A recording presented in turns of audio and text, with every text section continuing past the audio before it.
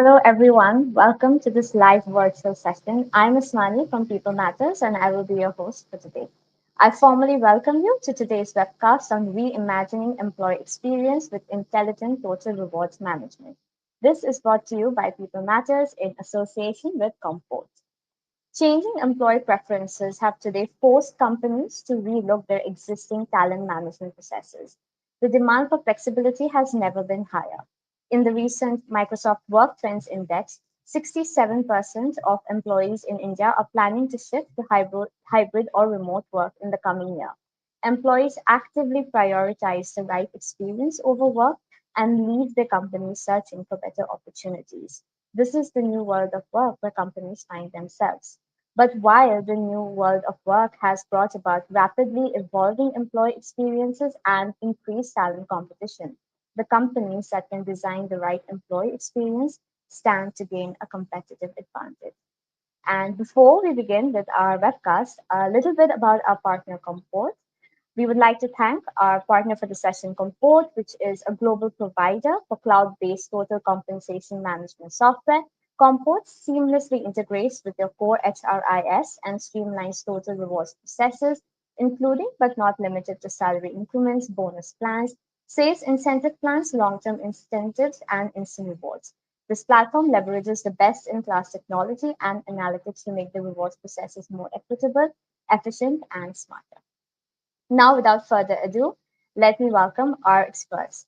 Today, we have with us Renu Bohra, Chief People Officer at DB Shankar, a seasoned HR professional with 25 plus years of experience in HR strategy, learning and development, talent management, OD, employee communication, talent acquisition, CSR, labor law, and many more. Renu has been recognized by many platforms and forums for her contribution as a leader in the journey of being an avid HR professional. Welcome, Renu.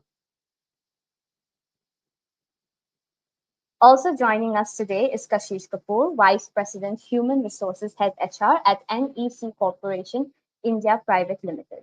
Kashish is a human resource professional with 28 years of experience.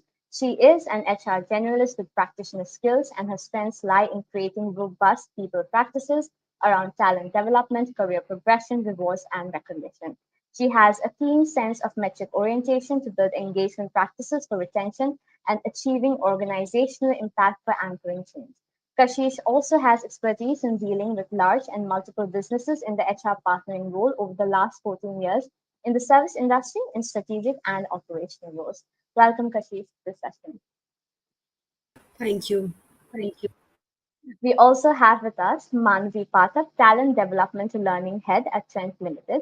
Dr. Manavi Pathak has expertise in driving the people strategy by focusing on leadership development, talent, and succession. She has worked in organizations like PwC, Tata Motors, and Cipla and maintains strong academic interest and is a visiting faculty to various B schools. She is passionate about ensuring people have the skills, tools, and desired mindset they need to work effectively and collaboratively and stay engaged. An ICF certified coach, she's also a regular contributor to various HR magazines and blogs.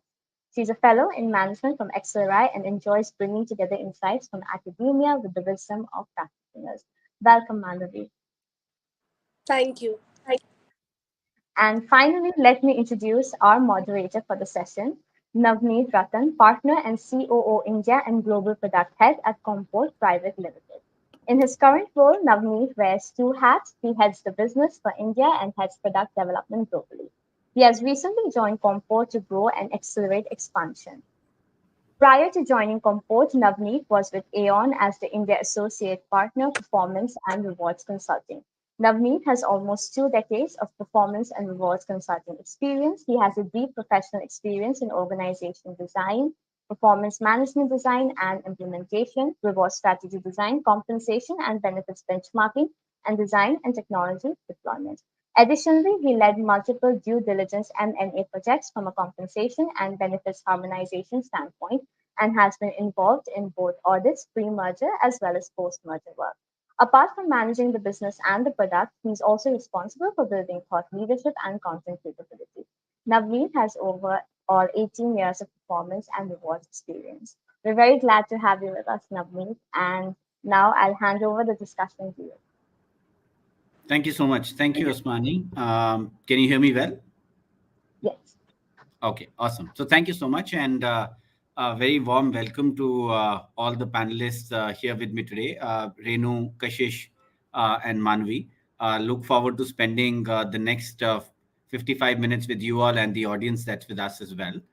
Um, First of all, I must compliment People Matters for putting this event up and also putting up diverse set of panelists for the audience today.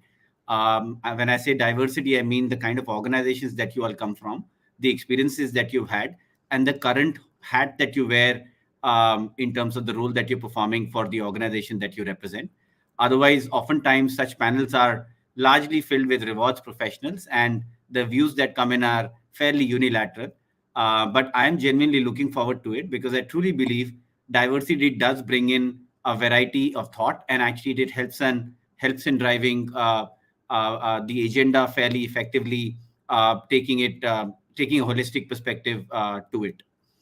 Um, the other second point that I wanted to really highlight is if you look at the last couple of years, and specifically if we take COVID as a major event that has taken place, a lot has changed since then. So the economic landscape or the geopolitical situation that you see, and also the talent situation, where organizations are looking at alternate sources of talent, the ways of working, the diversity agenda, yet a shortage of skill and shortage of availability of talent is something that most organizations are grappling with. So I don't know whether it's a new world or not, but truly it is a different world that we're living in. And in that context, it's very important for us to actually relook at talent and as well as performance and reward programs to actually create the impact that we need to create from a business standpoint. A couple of themes that we'll touch upon through the course of the panel today. First is really around what are some key employee trends that are leading organizations to rethink their rewards strategy. The second is what are critical factors that go in shaping up the employee experience, which truly is becoming the heart and center of any HR design at this point. The third is really around what digital tools can one bring in from a total reward standpoint to look at baking in not just the financial considerations to rewards design, but also the employee preferences that are there. And last is really around some of the fundamental mindset shifts that are extremely critical for HR leaders to look into to drive the right value from the total rewards design. Yeah. So those are a couple of areas in which our chat conversations will be anchored on. And I would encourage audience to also keep keying in questions. In about 40 minutes from now, we will be opening it up for the questions that come through, and we'll be discussing a couple of them. So, without further ado, I do want to get started, Renu, Kashish, and Manvi. And my first question is actually really around what are some of the key workforce trends that you all are seeing at this point in time. No particular order. Anybody can go first, and we'll move on from there to the bunch of other questions that we've got. I'll start. Please go ahead, I'll Manvi. Yeah. So thank you so much. I'm very glad to be here. And this is a very interesting platform to learn and listen to everybody's point of view on very important topic. So when we talk about the trends, last 2 years have been, it's been almost 2.5 years since the pandemic struck, and last 2 years have been mostly about surviving. Okay. And the change was forced upon us, and it was very extreme and reactive. But out of all this disruptive change, something incredible happened, and we all learned to work in a very entirely different way. And the future is continues to be full of opportunities and challenges. And there are a lot of speculations about how things are going to be, whether it's the talent space or the performance and reward space. But a lot of things, few trends which have clearly come out. And in fact, some of the experts, they say that 2020 and 2021 has been years of unplanned reinvention, and 2022 is where it's going to get more intentional. because things are more or less getting stabilized. So a few things which I'd like to bring out here clearly is that the shortage of talent continues to be a problem. It was a problem pre-pandemic, but now it continues to be a problem with this great resignation and so many other things which have complicated it. And what organizations are doing about it is that they are developing their own methods of incentivizing candidates to join, and for employees to stay, for the existing employees to stay. And these are some of the ways to crack the tight labor market, by increasing the compensation, offering more long term incentives, and giving signing in bonuses. Okay, one of the other things which has come out is that employee well-being has become at center stage. It has become very, very important, and it was already important before, but now it's in the front center of every organization plan. And mainly to offset the negative impact of the pandemic on engagement and performance, organizations are giving a lot of importance to well-being. And another important part, I see that to combat this talent shortage problem, organizations are also spending a lot of time on reskilling and upskilling talent, and to prevent attrition, and to fill these niche roles. Skilling and so solving the shortage of talent through inside out approach, that is one of the techniques that companies have done. And one more thing is that the candidate experience has become very, very important, and what a candidate goes through. And research has shown that 75% of candidates have reported that they are unlikely to accept a job offer if they are treated badly during the interview. So the entirely the market is in the favor of the candidate, and we have to be very, very mindful of that. And one last point is related to the employee value proposition that I'd like to bring out is organizations are spending a lot of time to re-examine their value proposition, and to make it as compelling and differentiating as possible, so that it's living up to the promises that they have made. And employee value proposition is very, very important from the candidate's point of view also. So these are some of the things, the trends that I'd like to pick up. Thank you. Thank you so much. Thank you, Manvi. And I really like the point that you made on the unplanned invention side, because frankly speaking, innovation is the ability to see change as an opportunity, and not as a threat. And such have been times when we've been forced to reinvent, but hopefully the journey will be easier as we move forward from here, where we look at innovating by will as opposed to by force. Thank you. Renu, Kashish, your thoughts. Yeah, so if I would add, I think Manvi has covered it all. So I would say the key workforce trend that I see is, a gig workforce, which has we have been talking about it for a very long time, but I think it has come up in a very big way. Uh, and gig workforce negotiating for uh, more benefits and more long-term wellness benefit also is one of the trend. Uh, so this is about the employee contract becoming more gig, and uh, on the composition of workforce. I think the new trend which we see is a diverse workforce, multi generational. So I think maybe 10 years back we were harping more on youth, but I think now we have understood that uh, we can have three generations working in the same organization, complementing each other skill set and their maturity.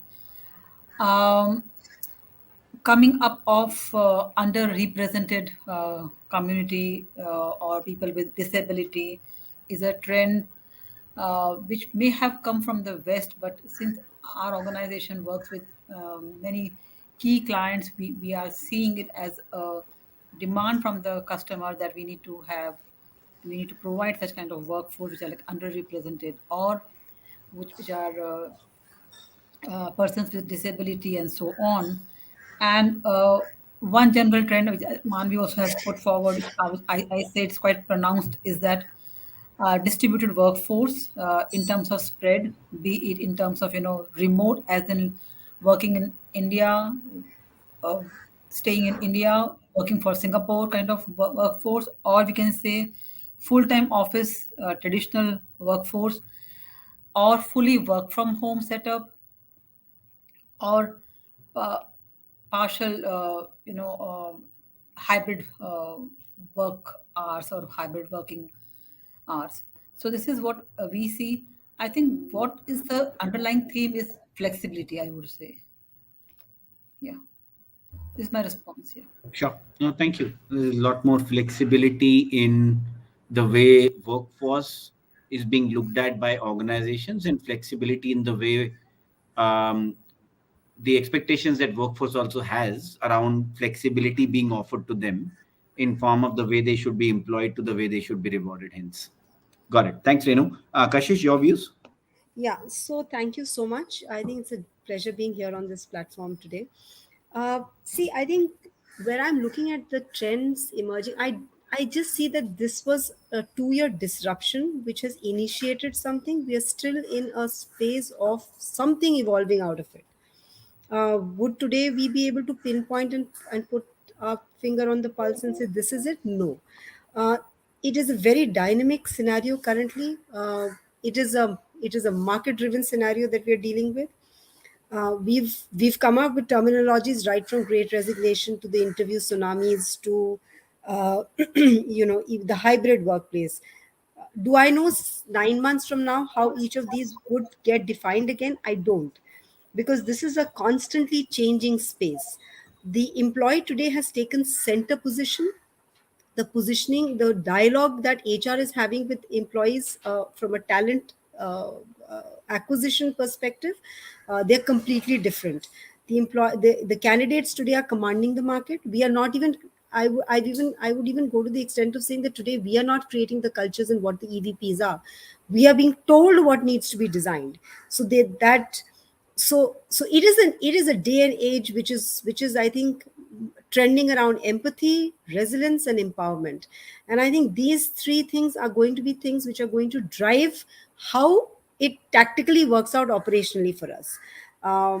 But I think we've lost that position at the table to say, okay, this is what it is, and you'd like it, please welcome. I think the conversations have turned a complete 360-degree there. So that's my view, Navneet. Very interesting, Kashish. I fully resonate with you. Such are times when it is purely and truly a employees market.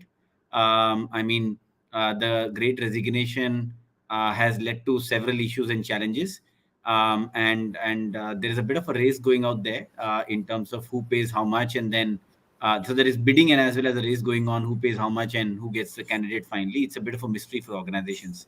So truly testing time for organizations that way. Yeah, we're Okay, so almost replaying the IPL, nowadays. yeah, agreed, agreed.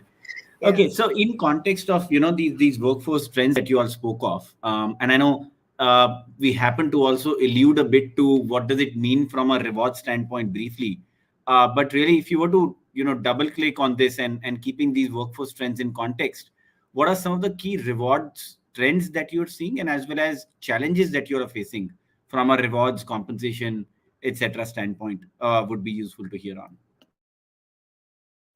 Okay.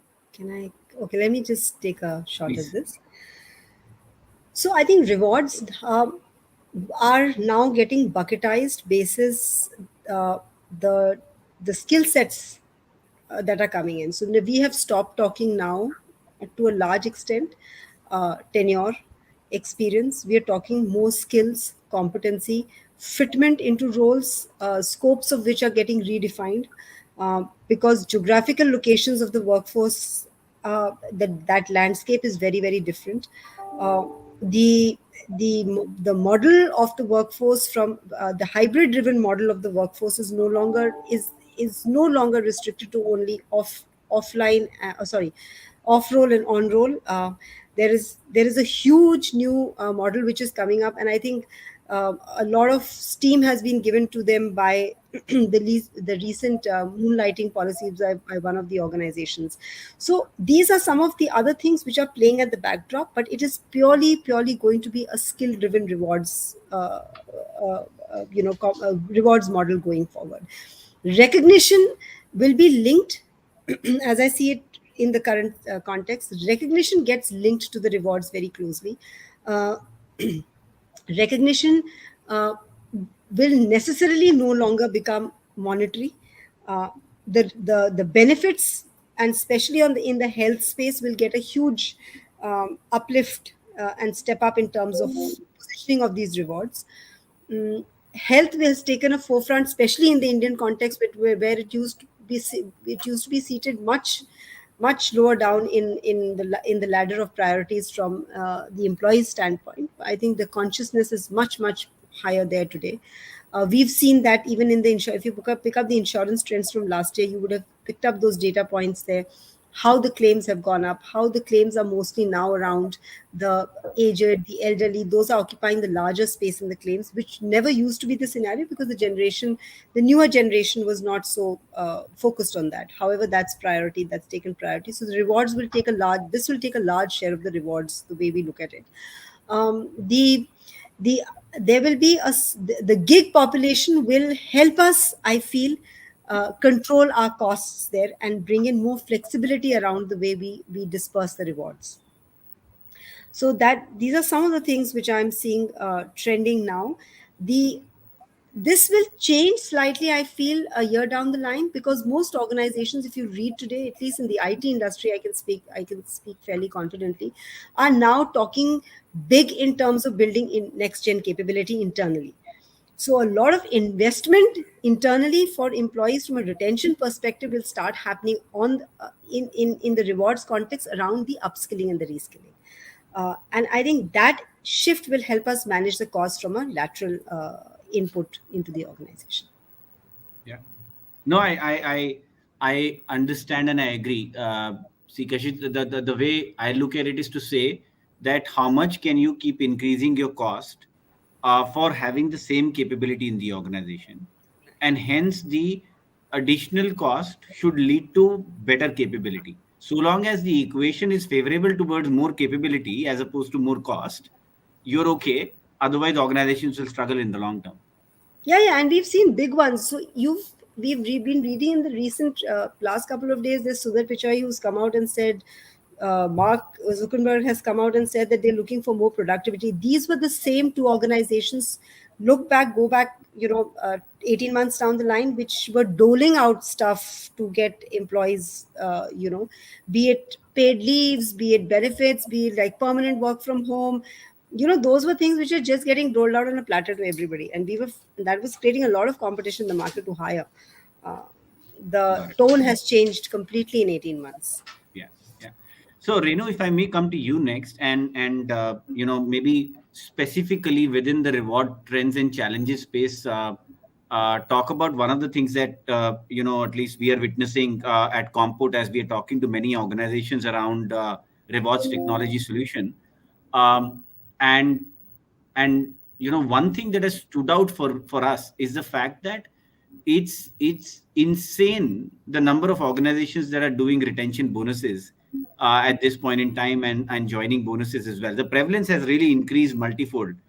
In fact, I went out on LinkedIn last week and shared about the same as well. So just wanted to hear your views on, how are you seeing something similar happen in your organization, in your industry, and what's your personal take on let's say having a heavily leveraged, penetrated retention bonus policy in place? Yeah, I think it's a very good question. Yeah, so I think among the major trend in rewards that I see and that we all are seeing is ad hoc salary review for the for employees to retain. So it is like uh, a message is like a retain at every cost, because we are not able to hire from outside. Every candidate appears to have at least three offers in hand, and you never know, there will be a no show at the end. So there are two, I would say, broad trend that is emerging in the reward space, which I see. One is about ad hoc salary review to existing employees who just either threaten you or discuss with you that they have an offer in hand and they would like to leave you though they love you and so on. So these stories are there. And then there's another thing to hire the talent that we would like to, the targeted candidates. uh, yes, we are also going and I think retention bonus or a joining bonus has become a trend, and it has become a trend so much so that those conditions that you have to work for these many years, those have already gone out of the window. So it is like, it appears as if it's a full trust kind of thing is there. But yes, I would say this trend is also coming in the middle level, hiring. Earlier it was very senior level hiring that there was joining bonus, but now it is a common trend of giving a joining bonus.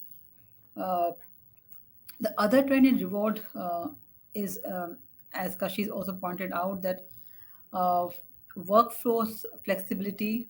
People are not only just weighing their uh, offer with wage, bonus, or recognition, they are also saying what is a workplace. And there is a strong preference from people, of, I think, of a certain generation to work from home fully, or maybe at least 4 days work from home. This is kind of norm. And there are offices, there are companies, like many companies, who are making changing the entire decor to attract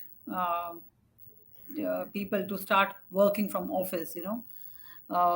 So I visit many companies where even the seating space has undergone a change, or the facility of having tea or coffee in an exotic manner also is coming up as a trend to attract people to start not fully working from office, but at least 3 days or 2 days kind of work from office, so that they have this novelty of coming to office. uh, Among challenges in this entire scene, I think since the workforce has become very diverse and the workplace has become so diverse and so distributed, I think performance management will be a challenge in terms of the old or the set criteria of performance management. I'm not talking about IT industry. IT industry may have got this solution with them, but non-IT industry which have gone for very hybrid kind of working model or a remote kind of working model, they would definitely have a challenge in front of them, that how do you performance manage your team in this when there is no apple to apple comparison.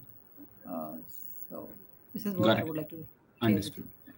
Understood. No, thanks, Renu. Manvi, if I come to you next, and like in again continuing our conversations around the workforce trends and the rewards trends and challenges. So talent engagement and talent retention are clearly great opportunities as well as massive challenges for organizations to solve at this point. So the question that I have for you is really around what reward programs can one introduce or adopt to actually address this agenda of talent attraction as well as talent retention. Yeah, thank you. So, I think it all goes back to I personally see R&R is just as being one part of your entire value proposition.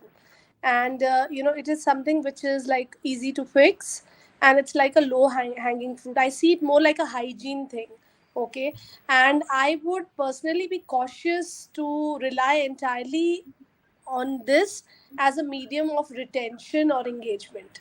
Okay, relying only on this, because I think it is definitely a hygiene factor. Absence of this will lead to disengagement and lack of appreciation.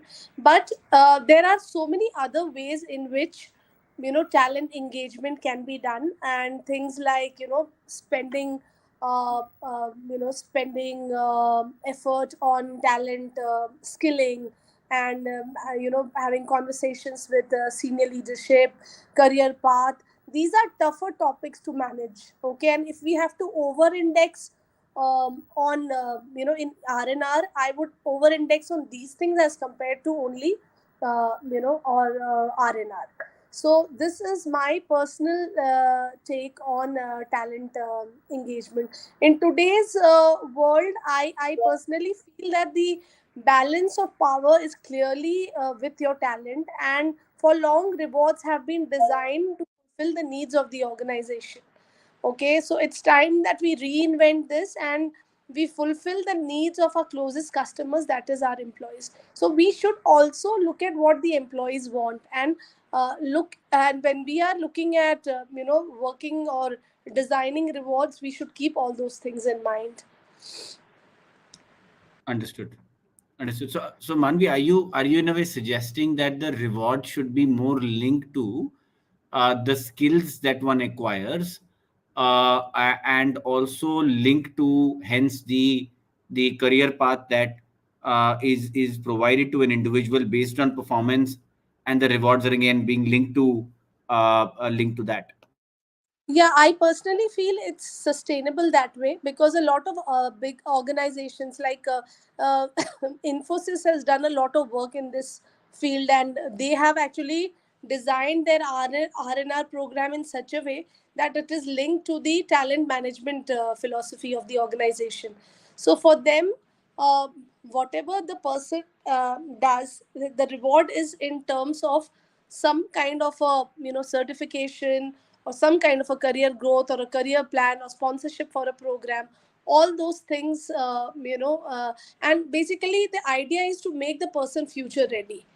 And keeping that in mind, this entire because the way we were looking at rewards earlier, it was the traditional way of rewards is now going to needs to get evolved. And because people are looking much more from the organization in terms of rewards and incentives, as compared to the old ways of doing things, the like a letter, or some kind of an incentive bonus and all that we were doing. Those things were there, but there are ways in which we can do it in a much more variety now. Got it. Thank you. Thank you. Kashish, back to you then. And again, what's your take on some of the practices that one can explore, which will help better engage talent and retain talent? So I wish I knew the answer to this one, because this is a tough one. I think, see, uh, the authenticity of an organization is going to go a long way in retaining the talent and engaging the talent. The dialogue today has to be much stronger. We have to be walking the talk much more tangibly than just in our thoughts. Uh, so that is one very, very important factor which I feel. The authenticity with which we curate the initiatives, the authenticity of the leadership in the organization, the authentic communication that happens. It is no longer wrong to be standing in a town hall or in a round table with employees and saying, I don't know the answer, but I'm happy to go back, look for it, and come back to you. uh, it is a positive indicator. It no longer sets you back from how the employee sees you from an engagement. Second, uh, the work life balance has been the biggest hit, when it comes to the outcomes of the side effects of the pandemic. The engagement which will help the employees to at least start building in some sanity around the work life balance will be a key driver. So we are now talking a completely new generation, the millennials, who have a defined lifestyle. They are wired differently. They have expectations. They don't want to do a 9 to 5 job. We have to accept that reality. We should now stop drumming the same tunes that no, these are your working hours. I think the flexibility quotient is something which needs to be handed over with more trust to this to the new workforce. The adaptability of an organization to go and look for more diverse pools, and I'm not talking gender, I'm not talking people with disability, but maybe more gender, more agnostic, diversity pools around the skills. We don't need to be so stringent in our JDs when we talk about what skill sets we have to keep in a window where there is an upskilling which will get linked, like Manvi rightly said, to the rewards piece and the recognition piece. So the connecting the dots through this entire employee dialogue will make it a very healthy and a wholesome EBP for the employee. The medical insurance, and I keep coming back to that, but I think well-being, the how the insurance is structured, what are the benefits that can be given out, the flexibility around who you can give these benefits to, how you can avail them, the flexi benefit plans that the organization is willing to offer. Tax is becoming a huge issue for for the regular, for all employees today. How do they work around that? How can your models give them some of the most can give them most of the benefits around? So I think these are things which will create that engagement. We also are today, while we are talking, there is also a labor codes which is hanging in the background. When that comes, the agility with which we adapt to them, and we implement them, and we execute them, that will be a key driver, because your PF, your gratuity, a lot of those things get linked to the way the labor codes are designed. So I think that is where they're looking at more value for their time today. They're not looking at just their CTC or what's their take home or their in hand. Though the discussions will be around that, but they're looking for more value for their time, which they're investing. Got it. No, thank you, Kashish, for that. And I think it helps me navigate into my next set of questions, which is really around. There are two things that we're discussing here. One, we are discussing that there is greater flexibility that is really required. And second piece that we're discussing is that this is at the back of the diverse workforce that we really have at this point in time. So flexibility, anyways, was kicking in, was required, but the journey is only accelerated. So in that context, one one size really doesn't fit all. Is it's a big understatement, right? And the other piece really around, if you look at the employee experience theme, is becoming very, very important and critical. And hence, if I look at these two things, the important piece that comes in is how you can nurture technology to come in and actually help us travel this journey around a providing greater flexibility, and second, enabling better employee experience. So in that context, how do you see some of the new age tools coming in and creating this value to deliver rewards differently, rewards better, and going all the way in actually attracting as well as retaining talent better?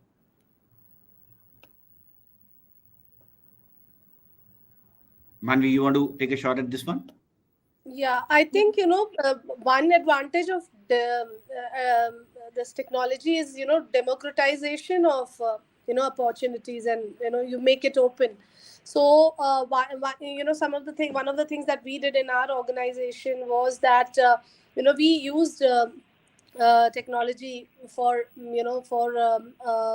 one of the R&R initiatives. And what we actually had a lot of brainstorming by the people. And we actually, and the tool that we used was actually the usage of the tool was much more higher by the younger lot in the organization. The adoption was much more.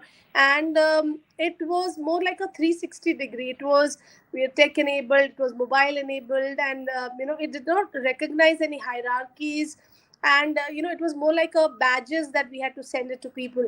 So we had different categories like diversity, collaborator, and it created a lot of energy and enthusiasm. So I think this was very, very positive and very encouraging. And what I personally feel the advantages of technology is that it breaks through the clutter. It is much more embraced by people across the organization. It is not very difficult for people like the Gen Z using it. Even the Gen X and the baby boomers can also use it. It's very easy. and it's connected to the HR. If you want to really make it a part of a system, you can also connect it to your other HR systems and processes, and and people also can use these badges externally, like in social media, and also so that there is so much of and there can be a, this is mostly, we had used it in a non monetary way, but it can, you can get some rewards and points, and you can exchange it for a monetary value.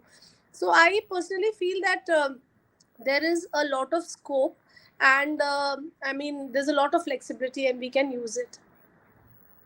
I'll just add here that we also used we have been using for the last, I would say, 9 months to focus on physical resilience. We started using a health app, and what we found, as Manvi used the word democratization, I think in no other forum we found that people of all ranks, all senior or junior, they got glued to it. I would not say that all of us were participating in those physical challenges.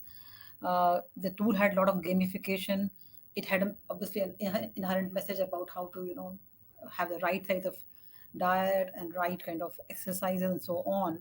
It had a lot of flexibility as well, but we had maybe say 44 or 45% participation from the entire population, but it cut across ages. It also cut across uh, uh, you know uh, various roles across BUs, and it had a lot of participation. And we found that this was a forum which was, or a platform, a technology platform which was into, we cannot say it was only to reward or recognition. It was like having an inherent message of health, um, but addressing almost everything. And it was a very engaging, it has been very engaging, because we are running right now a good challenge around walking or running, and we are saying that every kilometer that you do will go to a certain percentage, will go to an NGO.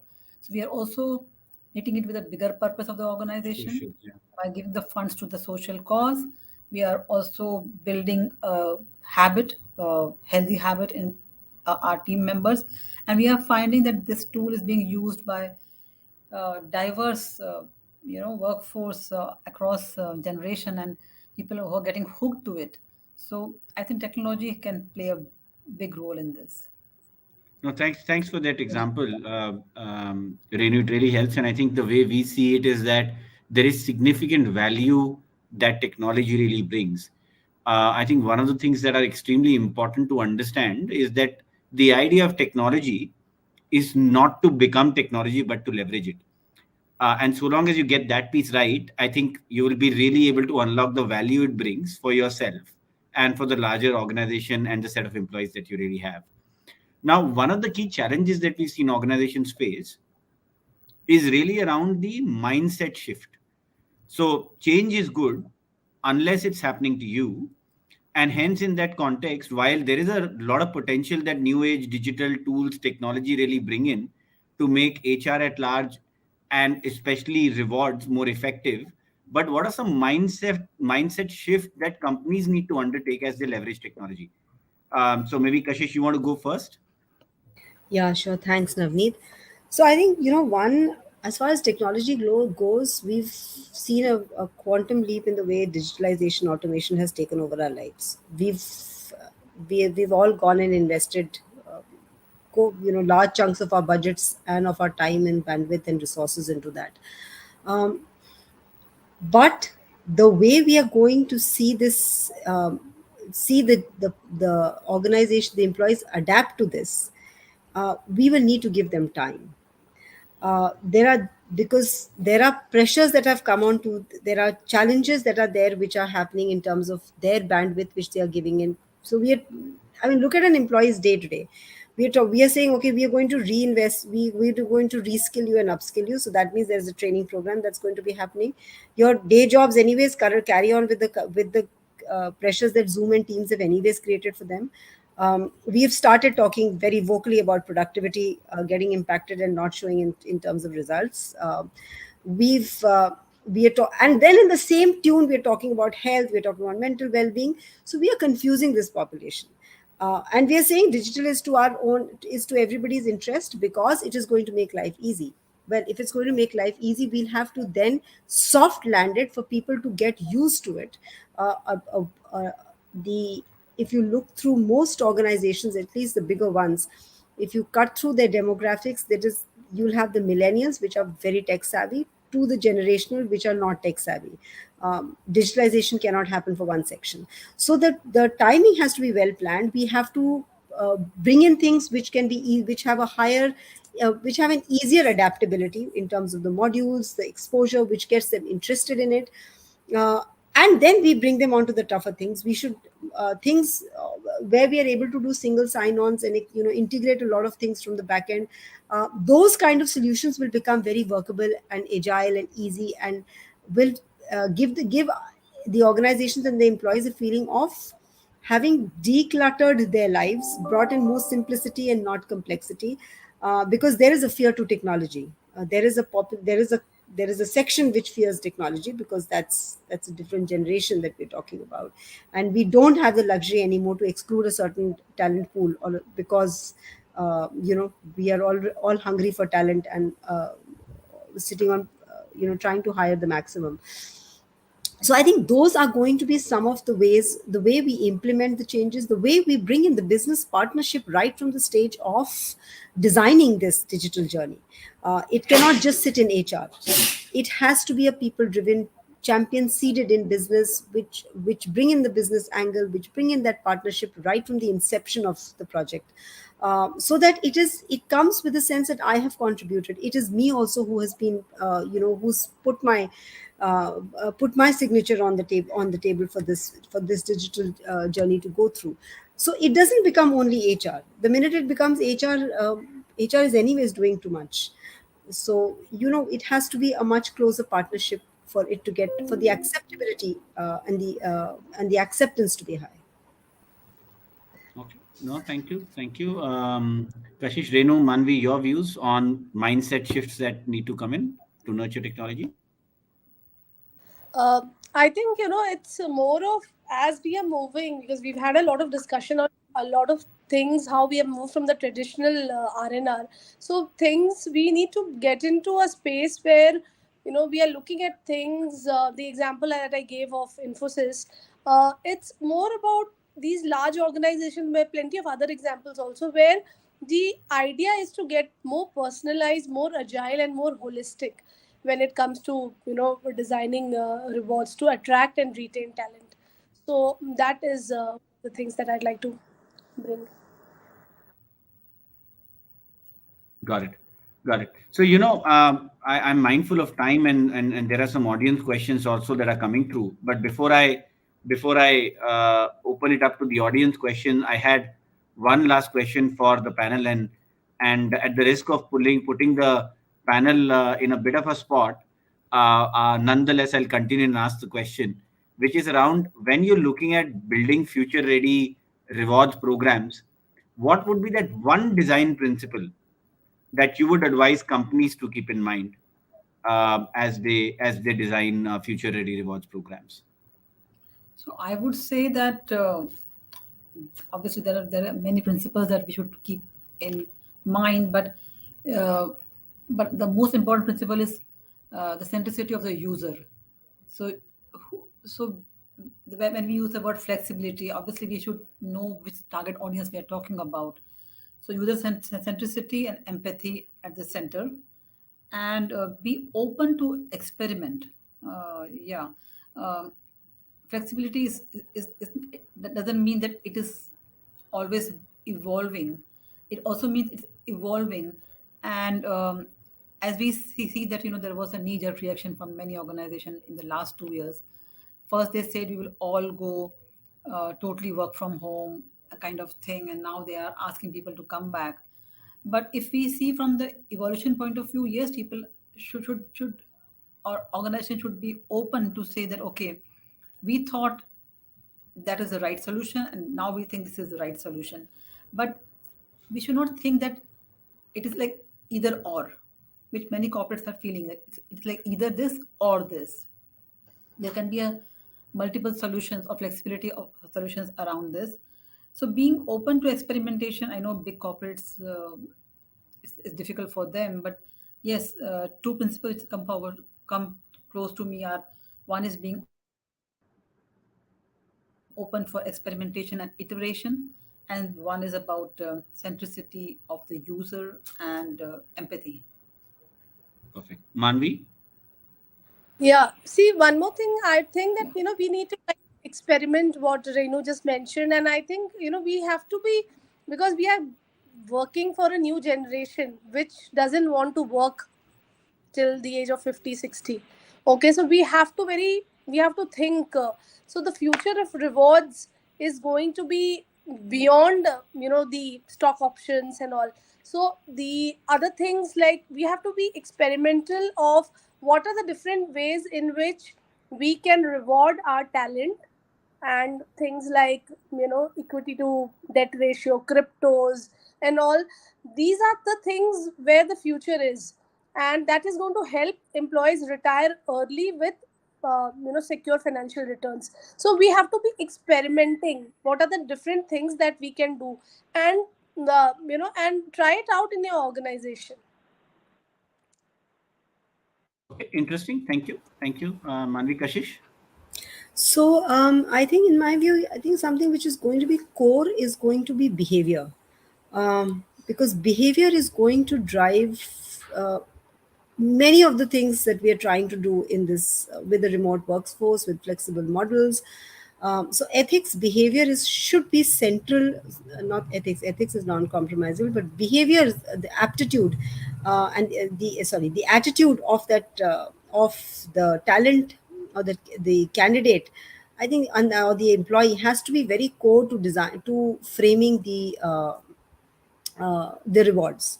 So we would need, and we should move from rewarding just performance numbers and targets to rewarding behaviors, uh, because that is what will create stickiness. That will what will give us future leaders. That will what will create a future culture in the organization. That will what will help us, build a, a future looking EVP, which cannot be just based on tangible things. I think, for me, behavior will be the prime principle to kind of curate it. Got it. No, thank you. Thank you so much, Kashish. And I think we'll just move to the audience questions. Let's see how many we can manage. And in the interest of time, maybe we'll have only one panelist respond to one question that will help us manage time better. So one of the questions that has come through is that as businesses work with a diversified workforce, such as the gig economy, how do we ensure equity in rewards and recognition for the gig versus workers versus rest of the employee base?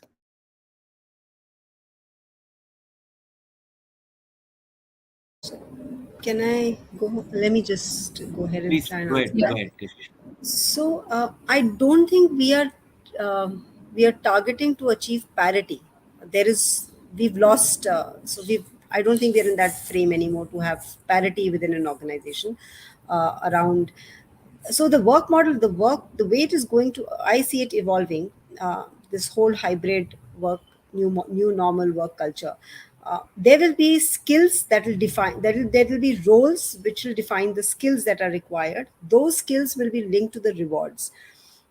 We will no longer have standard employments around on roles and off roles. There will be a large population which will be gig. There will be a floating population which will be part time, which will be job rotation, uh, which will be very project or phase linked to what that role demands. There will be roles which will be temporary, which will come up in the future. So it's going to be a very, very flexible, versatile workforce that we're looking at. So parity will it will I don't think will see, at least in my view, will cease to exist. It will be more skill, competency driven and business driven, where the rewards will settle in over a period of time. Understood. Understood. No, I fundamentally agree with that, because at the end of the day, if the talent model itself is quite different, there is no need for parity to really exist, right? So in that context, one can keep it fairly agile. The other question that's there from the audience is really around how do we address the challenge of proximity bias while designing performance management and reward strategies linked to the performance.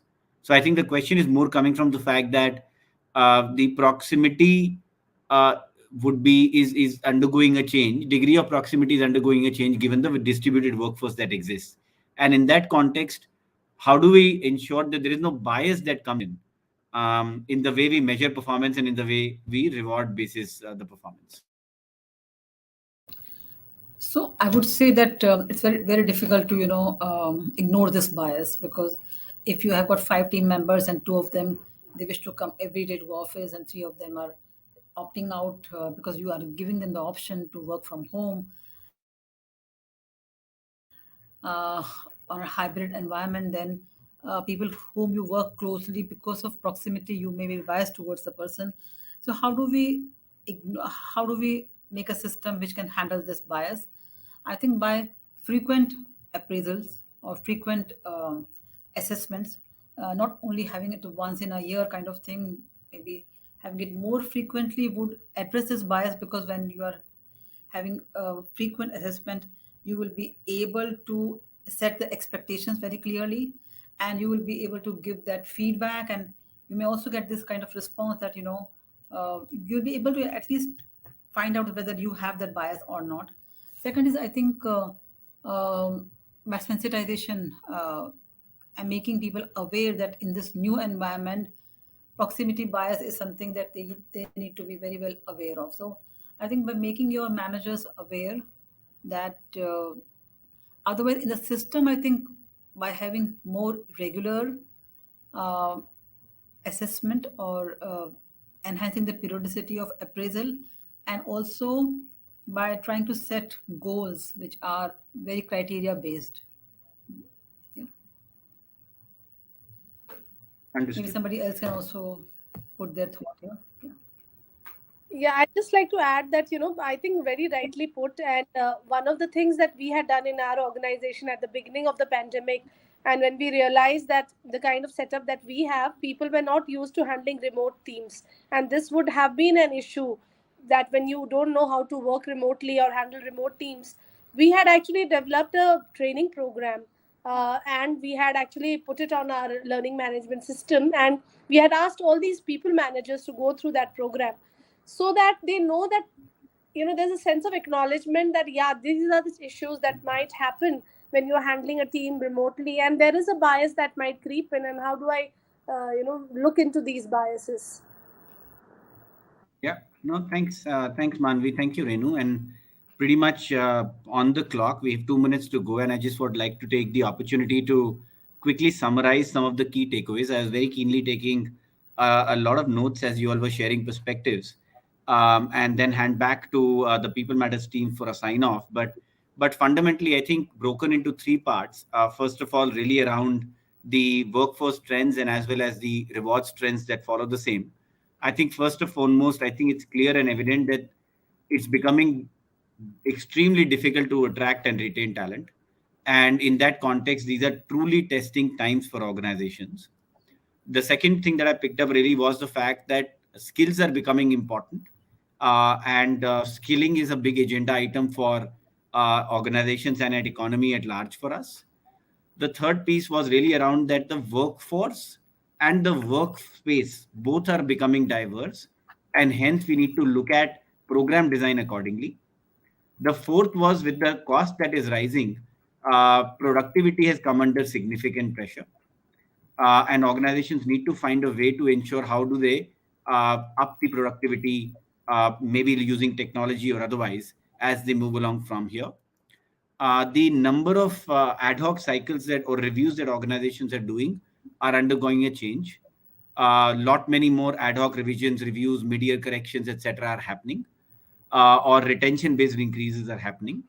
Much like that, even the prevalence of retention bonuses has actually increased, and joining bonuses has actually increased quite a bit. Um, the second part is really around the some of the things that organizations are looking at, which is around ensuring how do we cater to diverse set of workforce by bringing in more flexibility in the way we look at uh, you know program design, be it around the talent or the performance or the reward side.